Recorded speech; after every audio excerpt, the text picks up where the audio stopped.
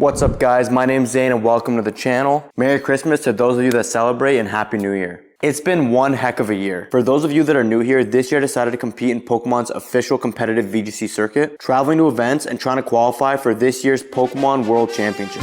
And let's just say we're in a really good spot. As of last video, we were in the top 75 players in North America, meaning that we're currently in the running to get our invite. Since LAIC have also managed to win another League Cup, which will be replacing our top 32 from Baltimore since we already have 4 League Cup finishes. So that's another 34 CP, meaning that we're at a total of 462. And as of recording this video, we're currently ranked 48th. So we're safe for now, but now we gotta fight to keep our spot. And it's time for yet another event, this time Toronto Regionals. This is arguably the most important event of the season for me. Not because it's worth more points than other regionals or anything like that, but more for personal reasons. As a Canadian, it's my duty to perform well at this event. Because this regional is happening right in my backyard, pretty much all my friends are gonna be there. But this time around, they're not just my friends.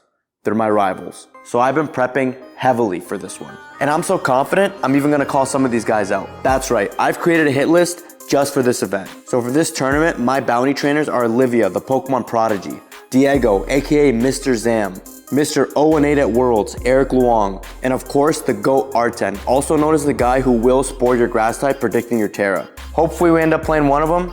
I think it'd make a pretty good storyline. Damn, imagine I decide to call people out and then this becomes a tournament where I go 0-4 and get sent home early. That'd be crazy. I'm not gonna lie guys, even though I've been doing pretty well at the last few events and I seem to be improving every time, there's still kind of that fear where, this could be the event where things don't really go my way. I might seem like the most confident, attractive, funny, and humble guy you ever met. What? But even I have my doubts. In fact, most of this is just for show. Deep down, I'm just a scared little boy. And honestly, I don't know how much longer I can keep up this facade. Psych! We're winning this regional, baby! Good luck to all my opponents this weekend. You'll definitely need it. And I can't wait to see which one of you guys come in second. All right. Obviously, I'm joking around, guys, but for real, every time I go to one of these events, I have absolutely no idea how I'm gonna do. All I can do is show up, do my best, and hope things go my way. And that's exactly what we're gonna do this time as well. We've got a brand new team this time, and we're actually trying out an archetype that I have not had a chance to play this entire regulation, so I'm really excited. So I'm gonna go get ready, and then I'll see you guys in Toronto. So what's up guys, we made it to Toronto. I'm currently at my friend's house. I got here last night, but I gotta work today. So I don't think I'm gonna have time to get to the venue and actually check in today. So that means we're gonna have to get there early tomorrow and check in tomorrow. But already registered my entire team. We should be good to go. I'm not gonna make any more changes. I might do a little bit more prep, have a nice dinner tonight and then sleep pretty early so we can get there at like 7:38 in the morning just to make sure we're good to go. So yeah, I think I'm pretty ready. I've done a lot of prep, so I'll see you guys when I get to the venue.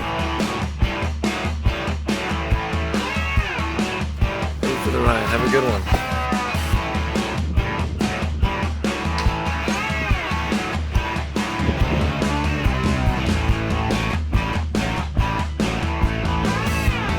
What's up guys, tournament day. Got here around 7:30, got checked in. So unfortunately my opponent did not show up, so we got a no-show win. So we don't get to warm up, but it's fine. A win's a win, so we'll take it. So we'll see how round 2 goes.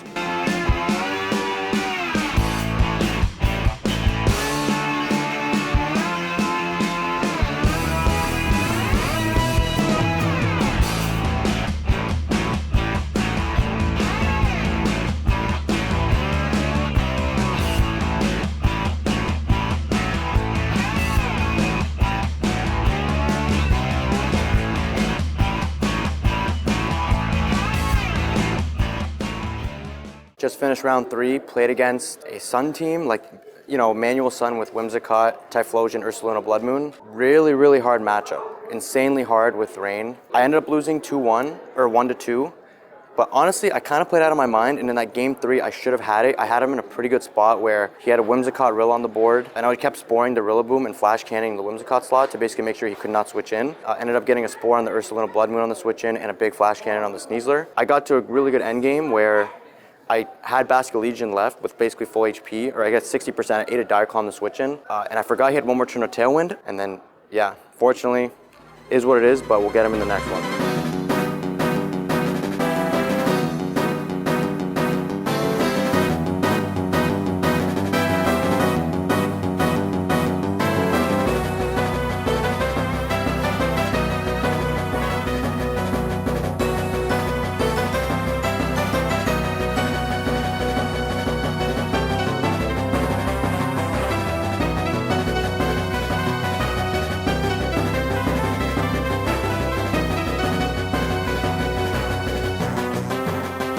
What's up guys, just got back from round 5. Played against Wolf actually. Crazy match. Playing his Parastrap team, and honestly, my team does not have a great matchup into it, so he ended up 2-0ing me.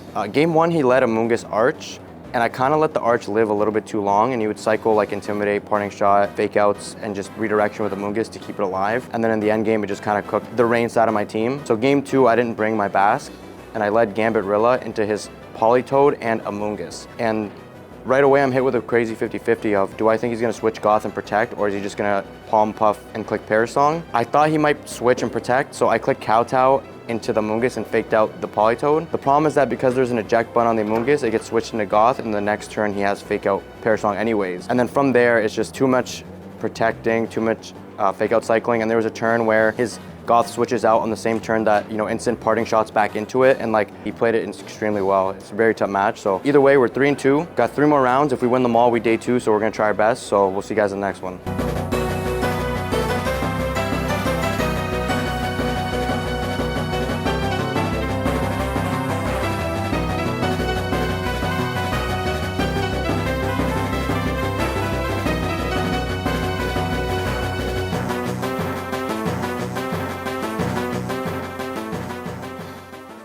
What's up guys, back from round 7. Unfortunately, another loss. Played against P2 Balance. My opponent played it really well, so now we're officially out of the tournament. We can't really day 2, but we're gonna play one more round.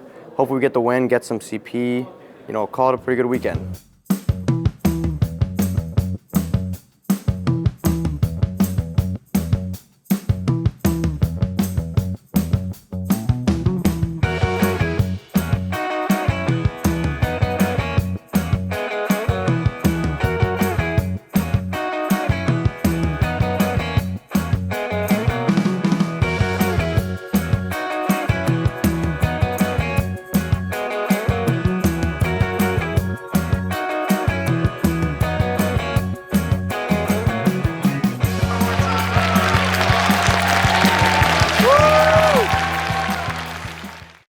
And we're back. What's up guys, I'm finally back from Toronto, and what can I say? That was a pretty damn crazy weekend. As you guys know, we ended up going 5-3, giving us plus 60 CP for our top 256 placement. But yet again, we had a pretty hard schedule. This is the second event in a row where we had to play against a world champion. Last time we played against Shohei at LAIC, and this time we played against none other than Wolf Glick. Honestly, even though I didn't day 2, I'm pretty happy with my performance. I felt like I was playing well all weekend. The only round where I felt like I wasn't really in control was against, Wolf. But as you guys know, he ended up winning the entire event, which, huge congrats to him. And if you guys haven't seen that final, it is an absolute banger, so make sure to go check that out. It's honestly amazing match to watch between him and Marco Silva. Crazy game. I can't lie, that's the first match I've played in a while where I feel like there was just a clear difference in skill between me and my opponent. But to me, all that means is that there's still so much room for me to improve. And once I'm able to reach that potential, I'll be unstoppable. I mean, I'm already cooking people now, so, once I get there, what do you think is going to happen? You know what I'm saying? The side event sign-up's going to go crazy is all I'm going to say. We didn't end up playing against any of the players that I called out at the beginning of the video, but that was kind of a bit of a stretch to begin with. Some of them did do pretty well though, so huge shout out to them. Maybe we'll get a chance to play each other next time. When it comes to the team I brought, yes, it was Rain. Yes, it was a really popular archetype throughout Reg H, but I never really had a chance to bring it to an event myself, and I did have a couple of fun surprises on there that made it a little bit unique compared to, other Rain teams. The biggest changes were the fact that I ran Rillaboom and King Gambit instead of Incineroar and Golden Go. My Rillaboom was holding the loaded dice to take advantage of Bolt Seed, and my EV spread was a little bit different than when other people were running too. I decided to run Max Attack Adamant as well as 252 EVs in speed. There were a few reasons for this. The speed allowed me to outspeed both Pelipper and Adamant Dragonite, which meant that I was able to knock off Dragonite's loaded dice before they were able to scale shot me. And oh yeah, I was running knockoff. I